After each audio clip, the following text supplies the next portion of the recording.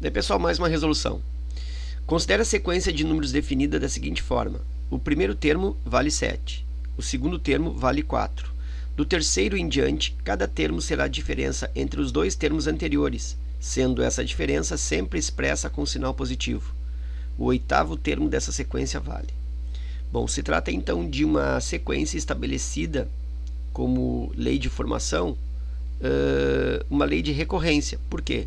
Porque está utilizando os termos anteriores para calcular o próximo. Diz aqui, ó, cada termo será a diferença entre os dois termos anteriores. Então ele está usando uma lei que recorre aos anteriores, uma lei de recorrência.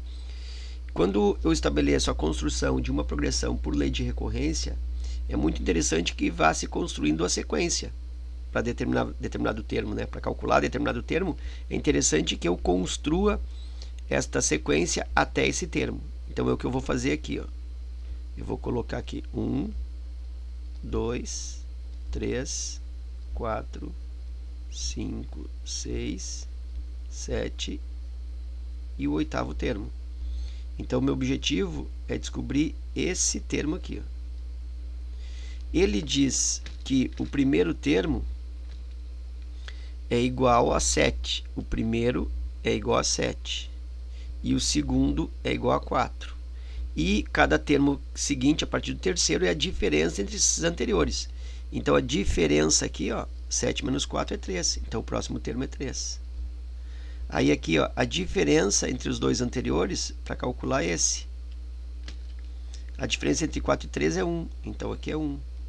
Para eu calcular esse termo aqui, eu preciso da diferença dos dois anteriores.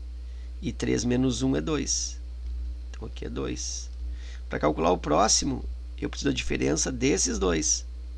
E aí a diferença entre 1 e 2 é 1. E nota que ele sempre diz, ó, sendo essa diferença sempre com sinal positivo, como se fosse módulo. Então, a diferença entre 2 e 1 é 1.